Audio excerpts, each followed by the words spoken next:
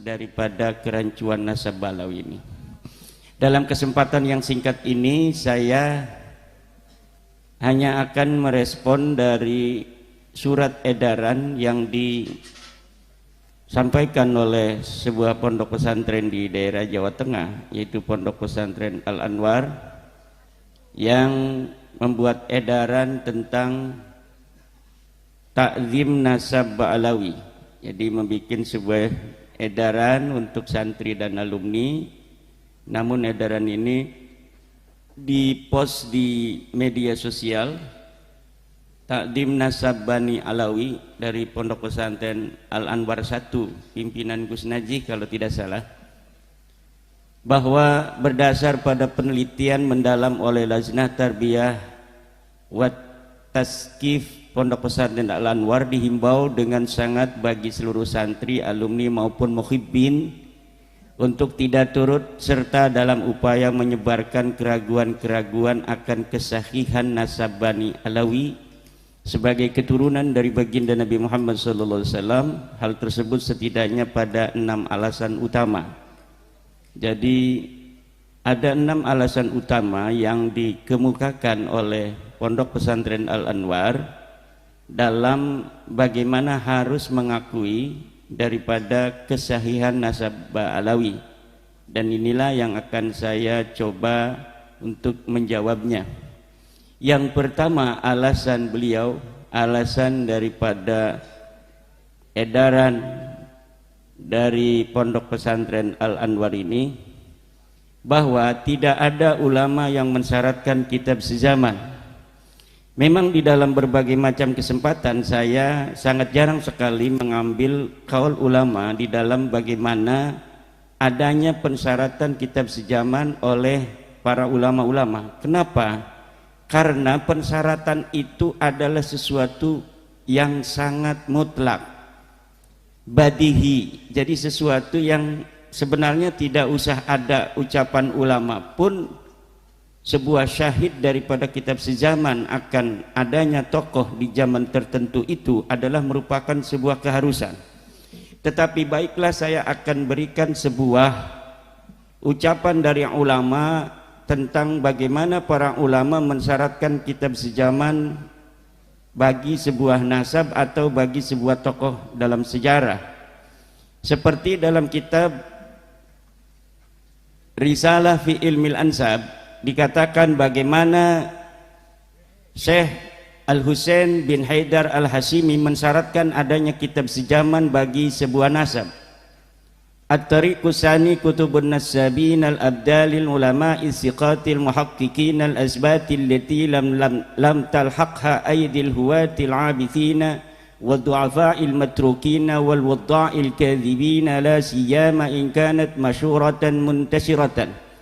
Amma in kanat makhtutatan fayajibu at-tasabbutu min al-khututi wa muqabalatu an-nusakhil makhtutati. Wa mata 'urifa khattun nasabatil muhaqqiqis siqati fa innahu yu'malu bihi wa yakunu mustanadan syar'iyyan wa 'alaihi al-'amalu fil qadimi wal hadithi wa kadal 'amalu bil wijadat.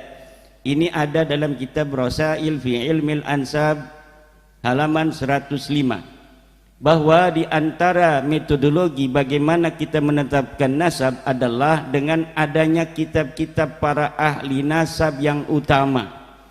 Ada di setiap masa dari ulama-ulama yang terpercaya, yang ahli tahqiq. Yang ahli tahqiq itu bukan ulama yang mengambil sebuah nasab dari sebuah pengakuan lalu dicatat, tetapi muhaqqiqin itu adalah man asbatad dalila bid-dalil.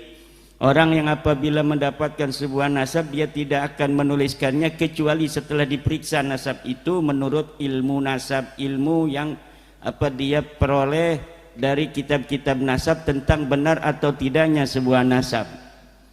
Yang kitab-kitab itu tidak dijamah oleh tangan-tangan para orang yang berhawa nafsu, yang bermain-main terhadap nasab, yang lemah, yang ditinggalkan, yang para pemalsu, yang para pendusta. Ini syarat daripada kitab yang harus dijadikan rujukan di dalam setiap masa untuk kesahihan nasab adalah kitab-kitab yang belum dijama oleh tangan-tangan orang-orang yang punya hawa nafsu, orang-orang yang punya keinginan memalsu dan pendusta. La siyama in kanat masyhuratan muntasiratan, apalagi kitab itu yang sudah masyhur dan sudah tersebar, kitab yang mu'tamadah, kitab yang mu'tabarah dalam istilah Nahdlatul Ulama.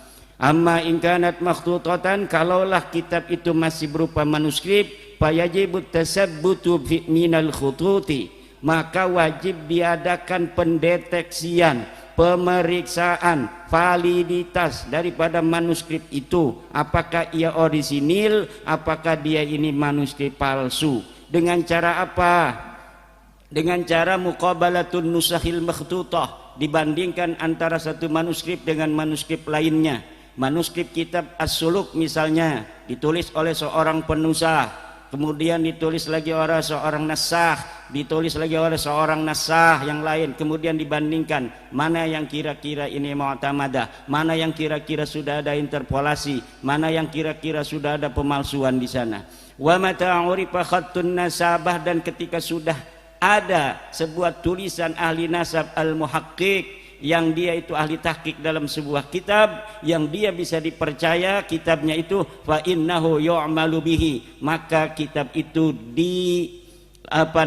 dijadikan rujukan. Fa innahu yu'malu bihi, maka kitab itu dijadikan rujukan. Seperti kitab Asy-Syajaratul Mubarakah yang telah ditahqiq, yang dikarang pada 593 Hijriah atau abad ke-6, dikatakan bahwa Ubaidillah itu bukanlah anak Ahmad, berdasarkan bahwa di dalam kitab itu disebutkan anaknya Ahmad bin Isa hanya 3, yaitu Muhammad, Ali dan Husain. Itu yu'malu bihi, dikerjakan karena apa? Kitabnya sudah ditahqiq. Wa yakunu mustanadan syar'iyan, dan dia menjadi sandaran secara syar'i, wa alaihil amal, dan harus dilaksanakan, harus dijadikan rujukan fil qadimi wal hadis, baik untuk nasab yang dahulu maupun nasab yang sekarang.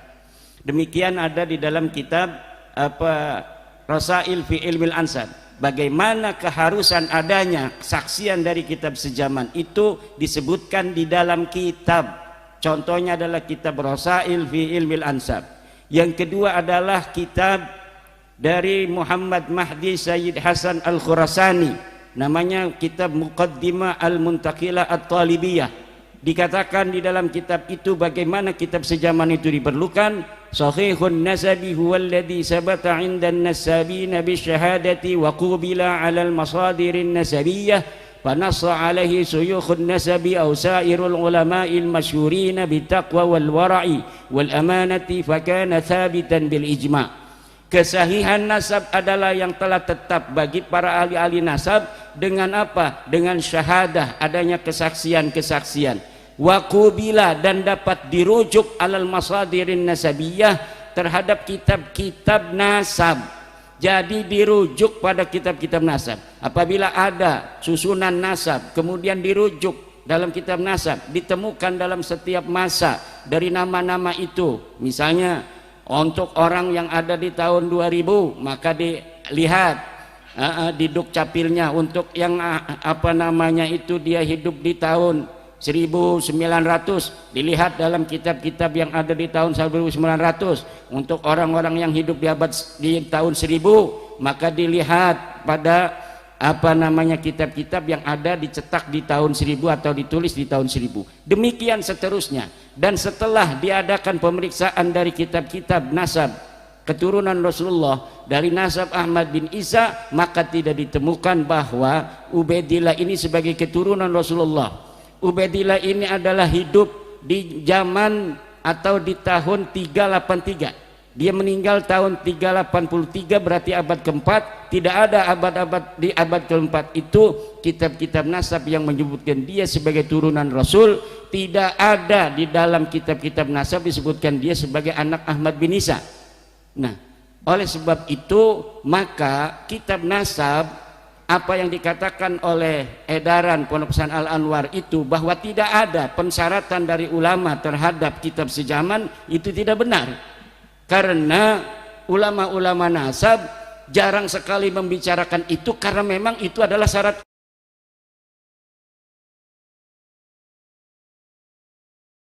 utama yang sangat urgen sehingga tidak perlu dikatakan. Tetapi untung masih ada ulama yang mengatakan itu. Misalnya orang-orang yang ngaji kitab Tuhfatul Muhtaj nggak bicara lagi hal-hal yang sepele-sepele seperti yang ada dalam kitab Matan Takrib. Tetapi untung di dalam kitab-kitab gede itu masih ada yang bicara tentang furudul wudu dan lain sebagainya, sehingga nanti orang-orang bodoh tidak mengatakan ketika tidak disebutkan berarti itu tidak ada dan lain sebagainya. Ketika tidak disyaratkan berarti tidak menjadi syarat. Itu tidak demikian. Kenapa tidak disebutkan menjadi syarat? Karena memang itu syarat utama yang tidak perlu lagi disebutkan.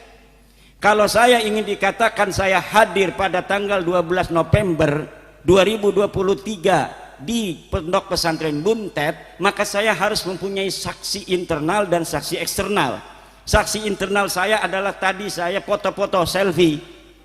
Saksi eksternalnya adalah YouTuber ini yang merekam keberadaan saya di Pondok Pesantren An-Nadwa Buntet.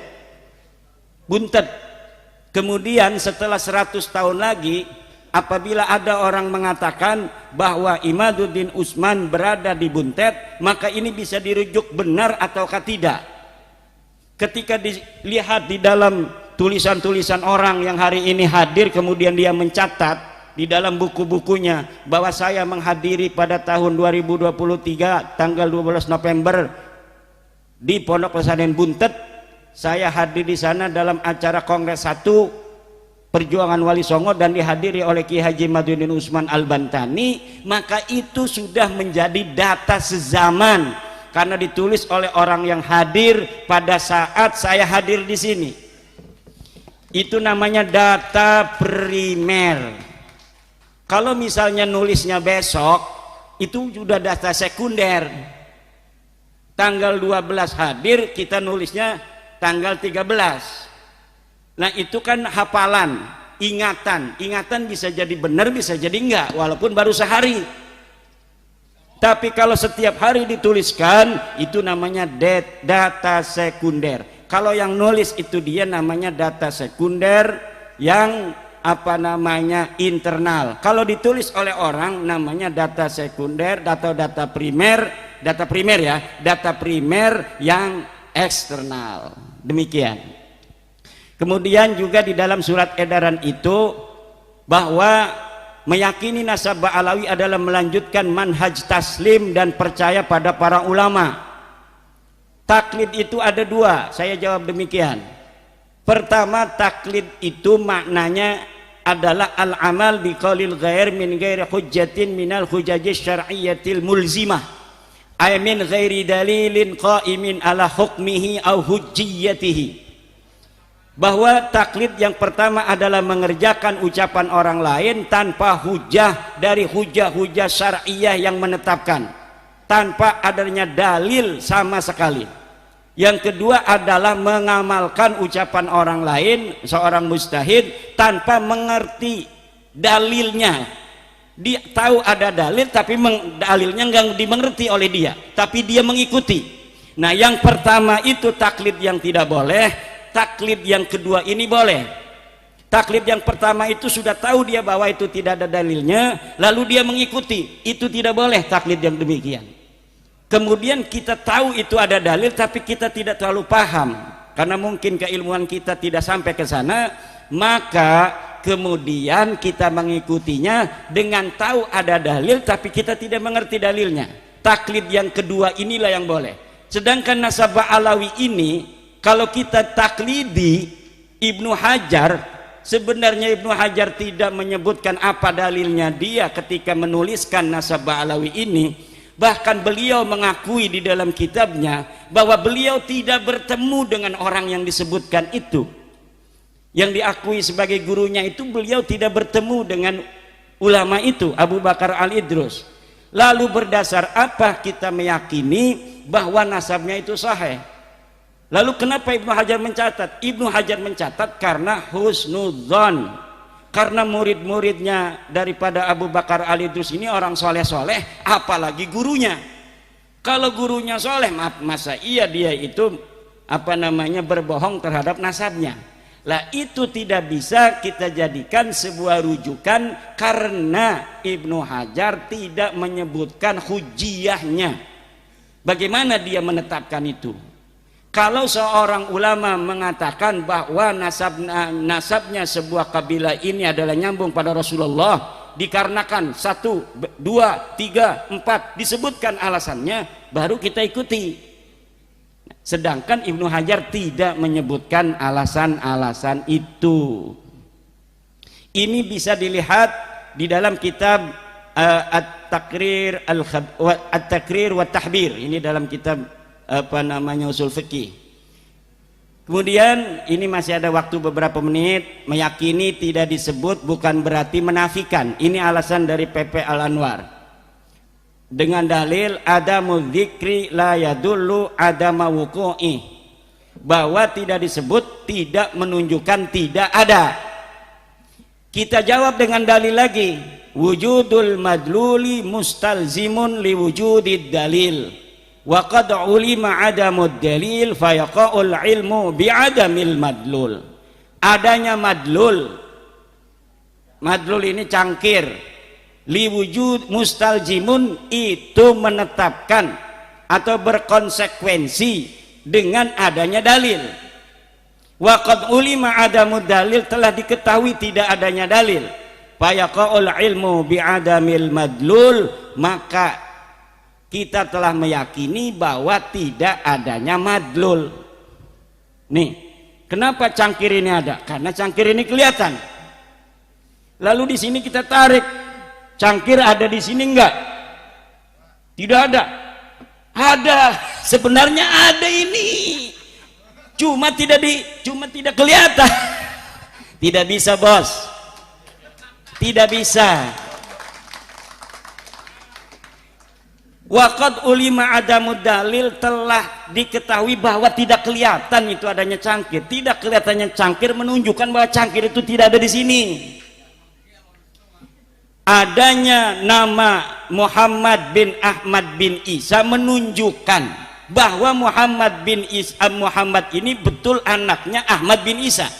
Mana dalilnya? Ada di dalam kitab Sajarah Mubarakah, ada di dalam kitab Tahdhibul Ansab yang mengatakan pada abad kelima bahwa Muhammad punya ayah namanya Ahmad bin Isa.